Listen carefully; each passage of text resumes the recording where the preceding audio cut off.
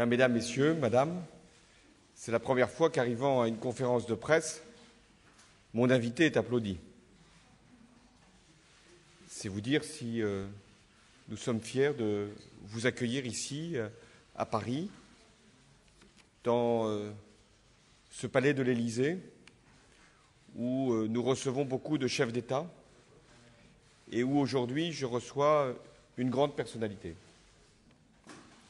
Une personnalité qui a combattu pour non seulement sa liberté, mais celle de son pays, des droits de la personne humaine, et qui a permis, au prix du sacrifice de tant d'années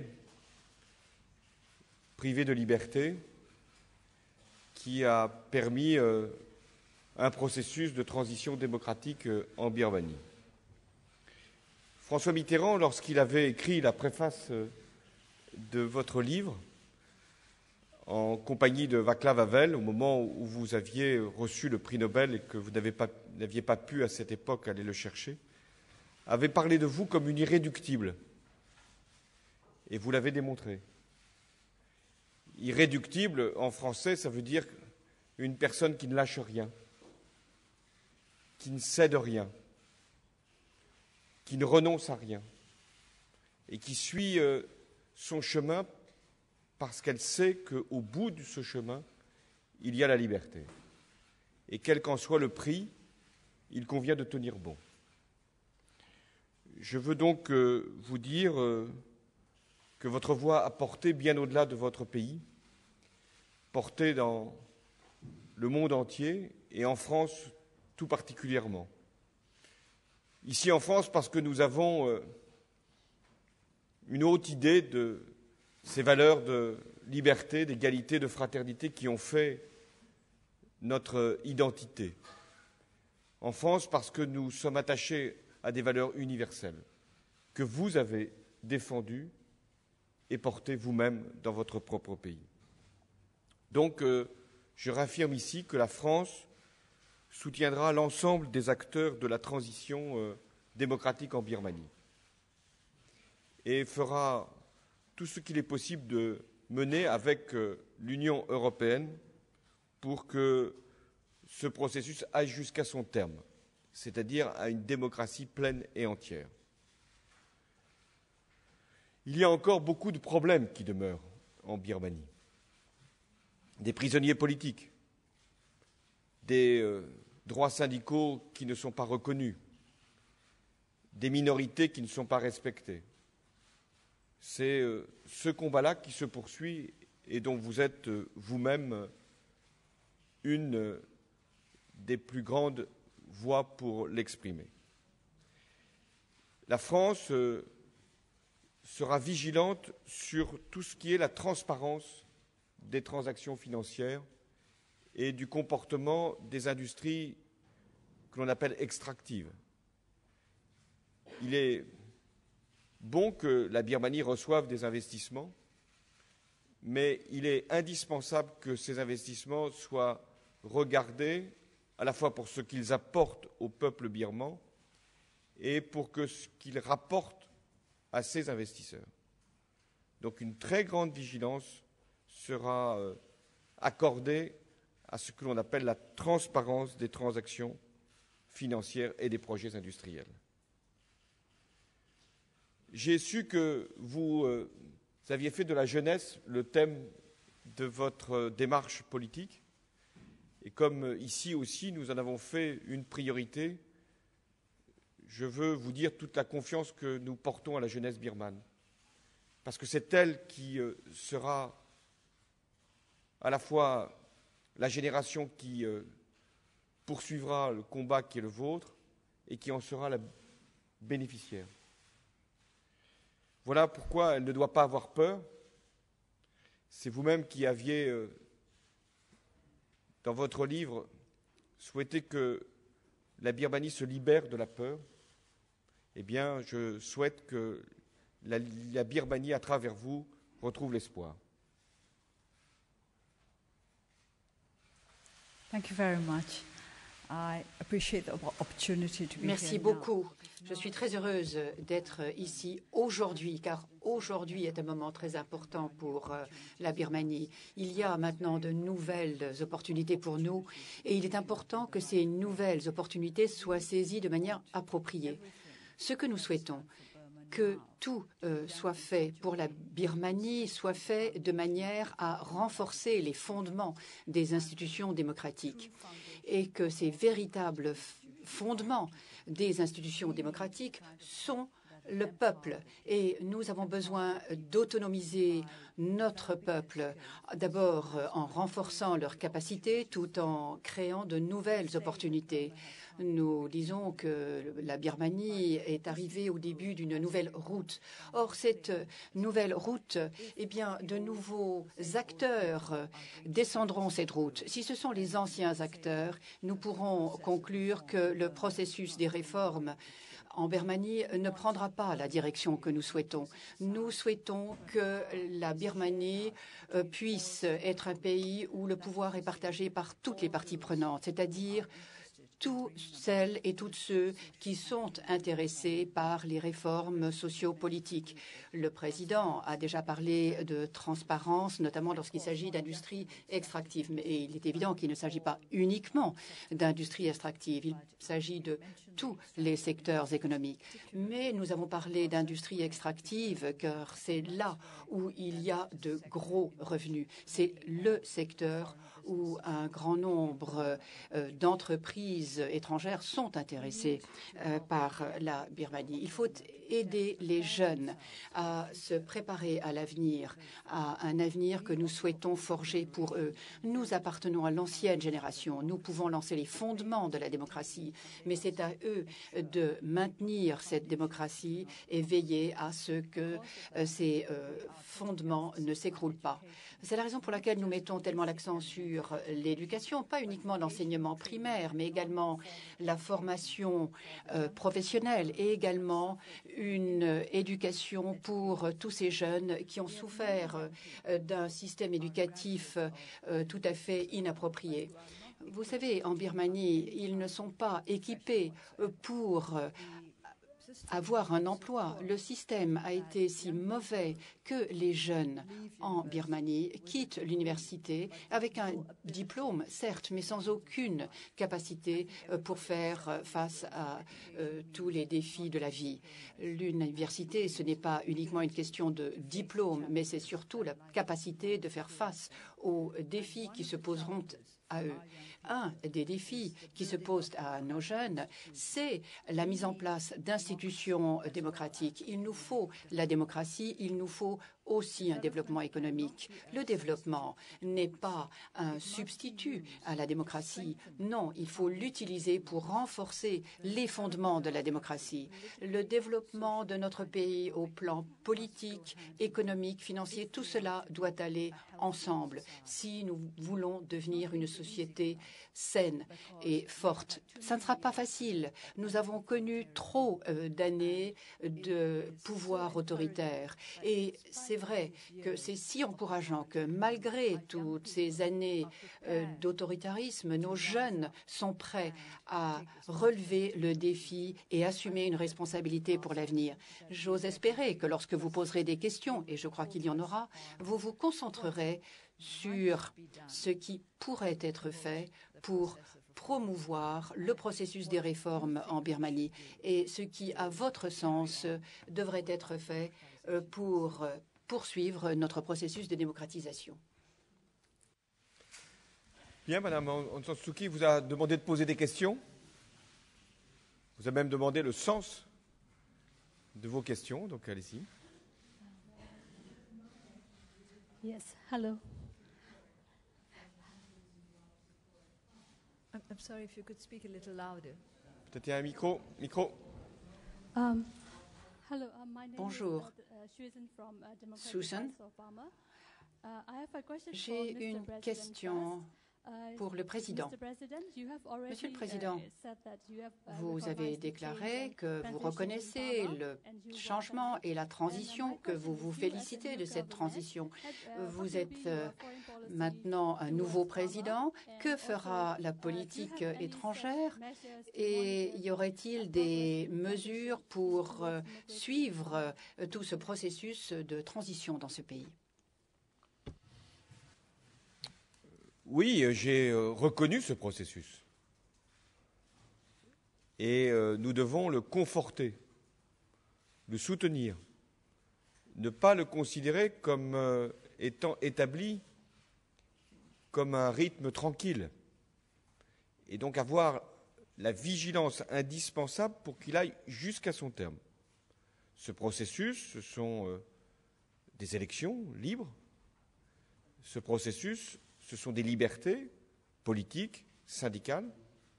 Ce processus, c'est aussi la possibilité pour les minorités d'être respectées. C'est la fin de ces régimes d'exception qui conduisent des personnes à être en prison pour leurs idées. Et la France, avec l'Europe, devra faire toutes les pressions nécessaires, mais aussi les accompagnements en termes de coopération. C'est ce dont nous avons parlé avec Mme Aung San Suu Kyi, c'est-à-dire la coopération pour le développement, pour l'éducation, pour la santé, qui est un thème très important, et faire en sorte que l'aide qui peut être apportée, l'aide nécessaire, soit également contrôlée, pour qu'elle aille bien là où elle est attendue et qu'elle soit bien identifiée pour que nul ne puisse se l'accaparer.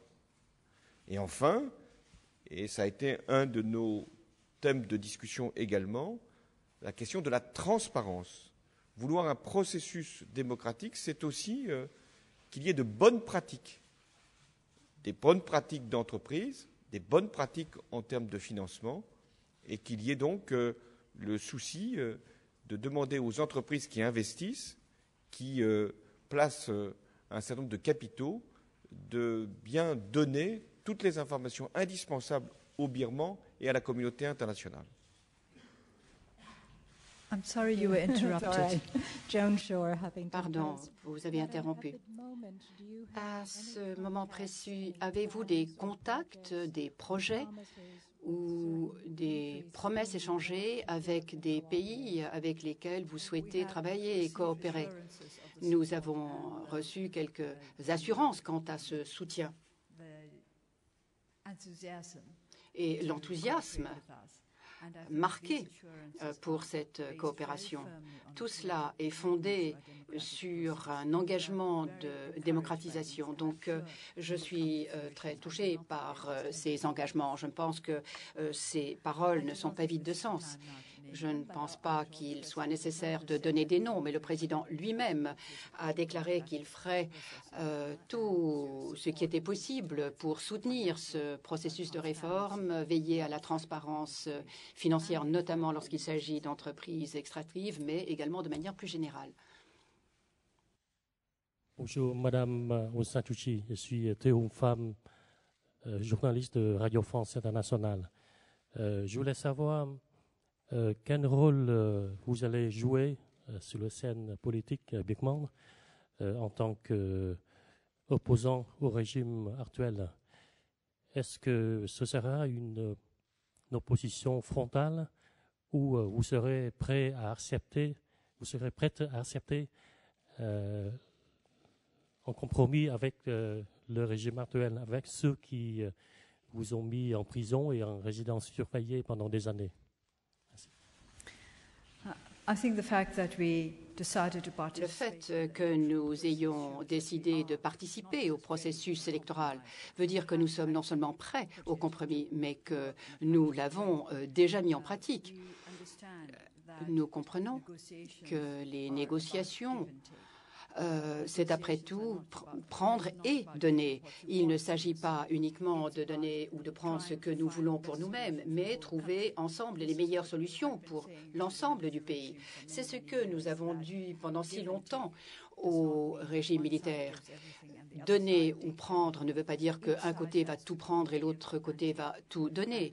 Je pense que les deux parties doivent prendre et donner.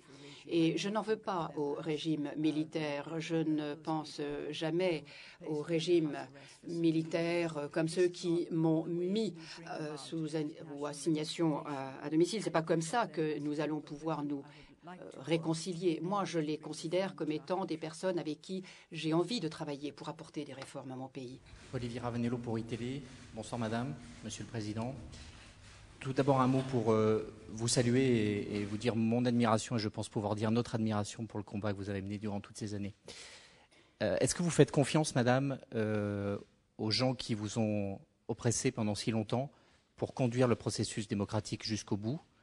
Ou est-ce qu'il faudra une autre personne comme vous pour accompagner la démocratie en Birmanie? Et Monsieur le Président, est-ce que vous comptez envoyer rapidement, prochainement, une invitation au président birman à venir en France? Shall I answer first? Do I trust those who are? Est-ce que je fais confiance à ceux qui se sont engagés dans le processus de réforme? Je ne pense pas qu'il faille parler de confiance, mais de travail. Nous devons beaucoup travailler pour veiller à ce que ce réforme de processus soit maintenu. Je ne sais pas quel est le degré de sincérité de tous ceux qui se sont engagés. Je ne peux pas parler au nom de ceux ou tous ceux qui se sont engagés. Je pense que le président est sincère, mais je ne peux pas m'exprimer au nom de tous. Ce qui est important, c'est qu'il faut soutenir ce processus de réforme et veiller à ce qu'il ne déraille pas.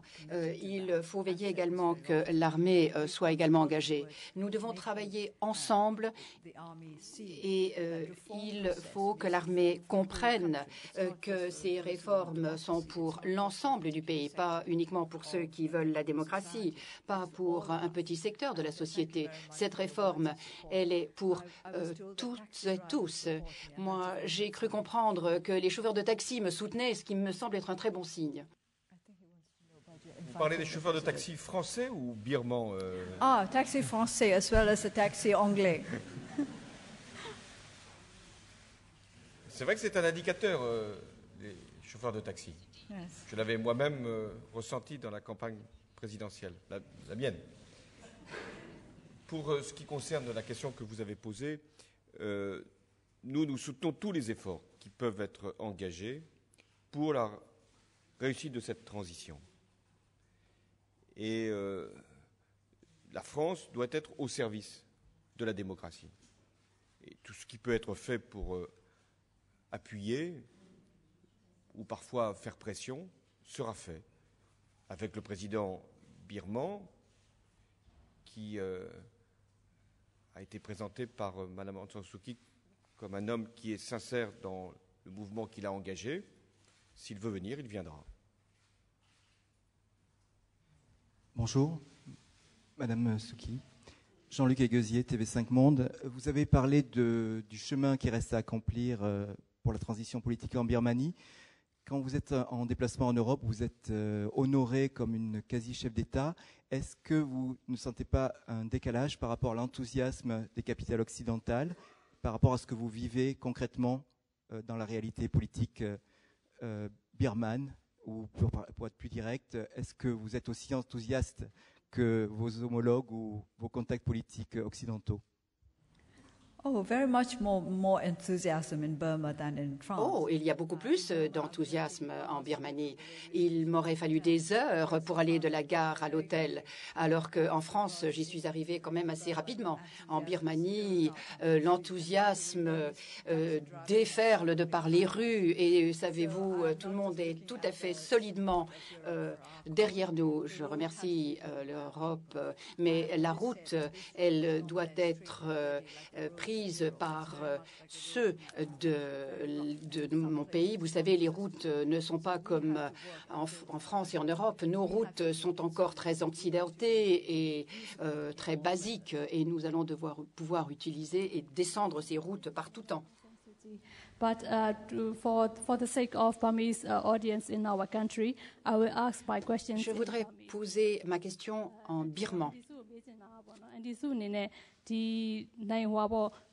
တာဝန်သိတဲ့ရင်းနှီးမြှုပ်နှံမှုတွေနောက်တစ်ခါနည်းပညာတွေအားလုံးကိုဗမာပြည်ထဲမှာလာပြီးတော့ရင်းနှီးမြှုပ်နှံဖို့အတွက်ဖိတ်ခေါ်ခဲ့ပါတယ်အဲ့တော့အခုလိုမျိုးအင်အားကြီးနိုင်ငံတွေပေါ့နော်နောက်ကစက်မြုပ်ဖွံ့ဖြိုးပြီးတဲ့နိုင်ငံတွေအနေနဲ့သူတို့မှာအားတာယာဒီရှိပါတယ်ဒီအားတာယာအချက်တွေရှိပါတယ်အဲ့တော့ပြင်သစ်နိုင်ငံကလာပြီးတော့မြန်မာနိုင်ငံကိုရင်းနှီးမြှုပ်နှံမယ်ဆိုရင်ပေါ့နော်နည်းပညာတွေကူညီပေးမယ်ဆိုရင်ဘယ်နေရာတွေမှာဝင်ရောက်ပြီးတော့ကူညီစေချင်ပါလေရင်းနှီးမြှုပ်နှံစေချင်ပါလေရှင်ကျေးဇူးတင်ပါတယ်နေရာတော်တော်များများမှာသုံးလို့ရပါတယ်ဒါပေမဲ့လည်းဒီလိုနီးပညာတွေတဲ့ပထမရင်းနှီးမြှုပ်နှံတဲ့နေရာမှာတာဝန်သိမှုနဲ့ပွင့်လင်းမြင်သာမှုရှိဖို့ဟာပို့ပြီးတော့အရေးကြီးတယ်ဆိုတာကိုပြောပြသားပါအဲ့တော့ဒါကြောင့်မလို့ဒါဟာနီးပညာဆိုတာတော့ပြင်သစ်တယ်မကတခြားနိုင်ငံတွေကလည်းရနိုင်ပါတယ်နော်နီးပညာဆိုတာလေနိုင်ငံတော်တော်များများမှာဒီတူညီတဲ့နီးပညာတွေရှိပြီးသားဖြစ်ပါတယ် Let me translate my questions in English. Je traduirai ma question en anglais. Madame Aung San Suu Kyi demande un investissement responsable et je lui ai posé la question de savoir s'il y avait un secteur particulier dans lequel elle se féliciterait de l'investissement de la France et de l'apport de la technologie également à la Birmanie. J'ai déjà répondu à cette question. La technologie est la bienvenue, qu'elle vienne de France ou d'ailleurs. Et avant de commencer à réfléchir à quelle technologie pourrait être apportée par des investissements français, il faut commencer par réfléchir au cœur de ces financements, c'est-à-dire les bonnes pratiques et la transparence. Arnaud Vollerin du journal Libération. Quelles mesures vous préconisez pour résoudre la crise actuelle dans l'état du Rakhine et notamment toutes les atrocités qui ont été commises envers le peuple Rohingya? Si nous parlons des problèmes dans le Rakhine, il va falloir se concentrer sur la prééminence du droit, l'état de droit. C'est vrai qu'il y a beaucoup de difficultés religieuses, culturelles. Tous ces problèmes ne peuvent pas être réglés en un jour. Il va falloir apporter une véritable harmonie entre musulmans et bouddhistes dans cette partie du pays. Mais c'est l'état de droit qui est important. Et à cela, il y a deux aspects dans le Rakhine. Il y a d'abord le fait que les lois sur la citoyenneté soient en phase avec des normes internationales. Il faut les mettre en place de manière équitable et efficace. C'est la raison pour laquelle je vous parle de l'état de droit, de la règle du droit. Il y a beaucoup de litiges quant à la question de savoir qui est citoyen de Birmanie et qui ne l'est pas. Et ceci ne peut être réglé que par des lois sur la citoyenneté et la manière dont celles-ci seront mises en place. La corruption est un énorme problème. Le problème le ministère de l'immigration est corrompu, on le sait. Il y a beaucoup de frontières traversées. Les deux pays peuvent prétendre se trouver dans leur pays. Si la fonction publique était plus efficace, si les lois étaient mises en place de manière plus efficace, cela réduirait quelques tensions et quelques problèmes immédiats. Mais vous comprendrez que les problèmes des communautés ne peuvent pas être réglés en 24 heures. Cela prend du temps. Et ce n'est qu'à partir du moment où on aura l'impression que l'on aura véritablement accès à la justice que ces problèmes pourront également être réglés.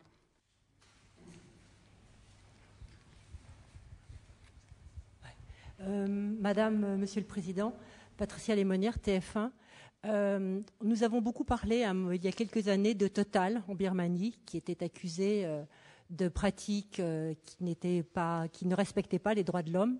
Aujourd'hui, vous semblez accepter tous les investissements. Que pensez-vous aujourd'hui de la conduite de Total en Birmanie? Cette question est posée à vous, Madame, et à vous, Monsieur le Président. Je ne peux pas dire que j'accepte tous les investissements. Ce que j'ai dit très clairement, ce sont des investissements dans le respect de la démocratie et des droits de l'homme. Il faudra un fondement solide de bonnes pratiques, protection de l'environnement et des droits de l'homme. Quant à Total, je sais qu'il y a eu beaucoup d'accusations, mais je ne veux pas non plus être marqué par le passé. Il faut préparer l'avenir. Et en toute honnêteté, je dois vous dire que Total a fait des efforts pour offrir des compensations à toutes celles et ceux qui ont été déplacés et de faire également tout ce qui était possible pour les employés. Nous voulons donner une opportunité à investir, ce qui va également renforcer le processus de démocratisation. Si nous voulons être toujours marqués par le passé, nous n'arriverons jamais à une réconciliation nationale. Je vais répondre, oui. Total est présent en Birmanie depuis plusieurs années. Il y a eu à un certain moment des mises en cause. Et aujourd'hui, il y a, de la part de cette entreprise, des pratiques qui ont changé et qui sont respectueuses d'abord des droits de l'homme et qui doivent respecter aussi les normes environnementales et les normes sociales. Madame Aung San Suu Kyi a d'ailleurs eu des rencontres avec des dirigeants de Total. Et nous-mêmes, à chaque fois que nous avons à poser des principes, nous veillons à ce qu'ils soient respectés. Ça vaut pour toutes les entreprises, et notamment Total, et c'est le cas aujourd'hui en Birmanie. Et si il advenait qu'il n'y ait pas ce respect, Madame Aung San Suu Kyi pourra à tout moment me joindre pour que nous puissions y mettre bon ordre.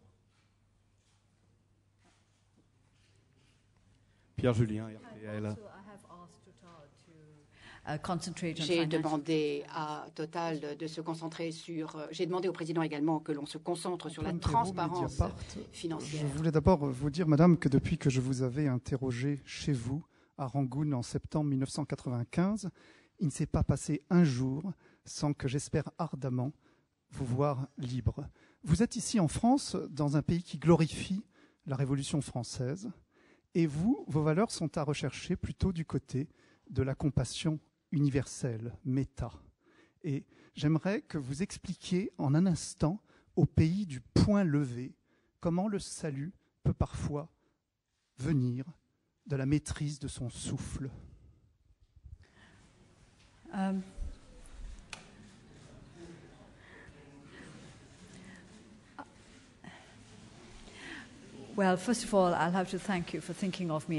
Merci d'avoir pensé à moi tous les jours, je vous en remercie.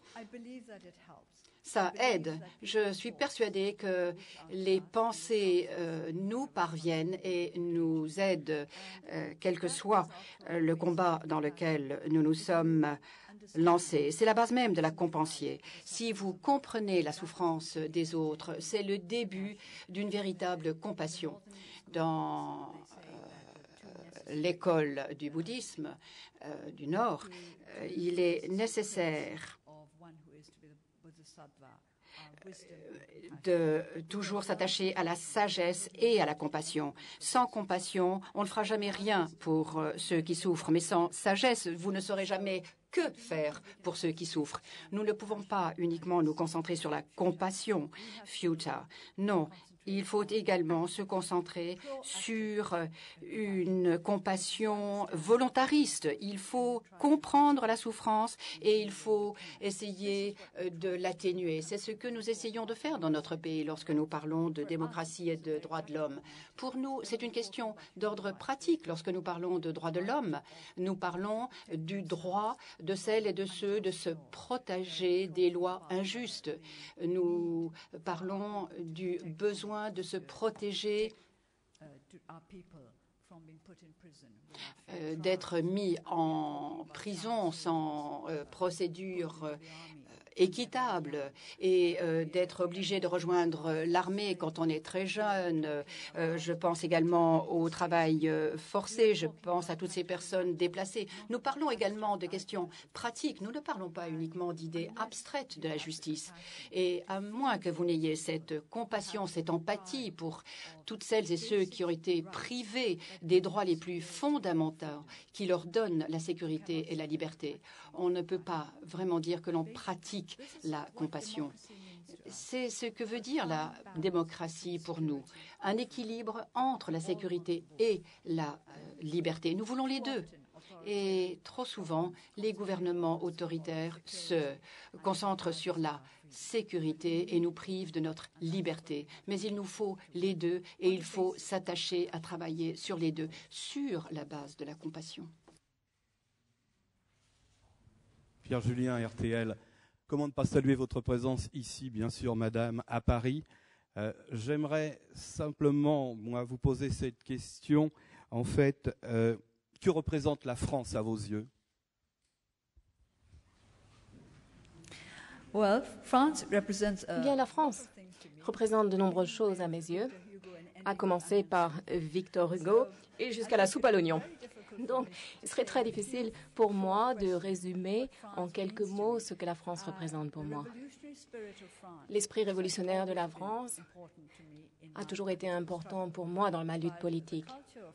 Mais la culture française, pas uniquement la langue française que j'ai toujours peur d'employer, mais que j'aime beaucoup écouter, eh bien cette langue signifie beaucoup pour moi. L'étude du français m'a permis de passer des heures et des heures agréables durant ma détention.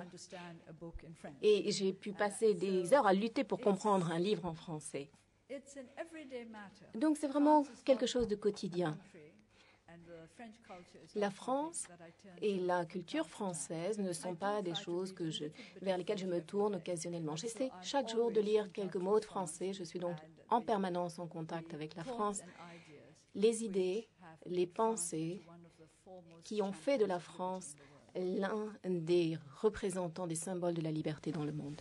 Oui, en citant Victor Hugo, vous avez répondu à la question philosophique. C'est-à-dire que Victor Hugo a été capable de concilier le point levé et le souffle spirituel. Tout son parcours a été celui de la confluence entre une passion qui était la sienne pour la liberté, qui a pu emprunter les voies du romantisme et de la foi, et en même temps de l'aspiration démocratique qui fait que ce que vous défendez, c'est une valeur universelle, qui vaut partout, quelle que soit l'inspiration. Bien, s'il n'y a pas de... Oui. Daniel Ruiz du journal La Montagne, Madame. Quel rôle peuvent jouer les religieux dans le processus démocratique, en particulier ceux de Shwedagon? Et si un jour vous accédiez au pouvoir dans des délais que nous espérons courts tous, le Myanmar redeviendrait-il la Birmanie et Rangoon sa capitale? Merci, Madame.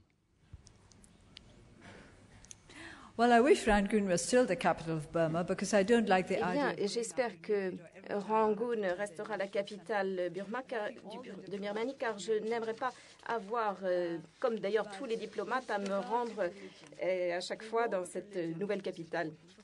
Le rôle de la religion est important parce que c'est lié à la spiritualité. Je ne parle pas d'une religion ou d'une autre en tant que telle, mais je parle de l'élément spirituel de l'être humain. Et je crois que c'est une facette importante de l'être humain, le développement de l'esprit. J'ai dit qu'une véritable révolution était une révolution de l'esprit. C'est pourquoi je tiens tellement à Victor Hugo, car il comprend que toute véritable révolution part de l'intérieur. Et il faut que ceux qui ne sont pas encore engagés en faveur des réformes le comprennent. Une révolution au sein d'eux-mêmes, c'est la meilleure façon d'améliorer la situation dans notre pays. Et une acceptation superficielle de ce qui se produit actuellement n'est pas suffisante. Donc la religion, pour moi, signifie la culture de l'esprit, quelle que soit la façon dont on le conçoit. C'est quelque chose de très personnel. On peut choisir une religion ou une autre, mais en cultivant l'aspect spirituel de la personne, bien entendu, il ne faut pas pour autant porter atteinte aux autres. La religion doit être synonyme de tolérance. La religion doit reposer sur une compréhension de la relation de personne à personne. Est-ce que quelqu'un veut poursuivre ce débat spirituel? Parce qu'il est rare, madame, que nous ayons, dans des conférences de presse que je pratique depuis peu de temps, une aussi grande élévation d'esprit. Donc je vais remercier peut-être tous les journalistes qui sont venus pour vous. Ils sont venus pour vous saluer, pour vous interroger. Alors il y a une dernière question et puis après...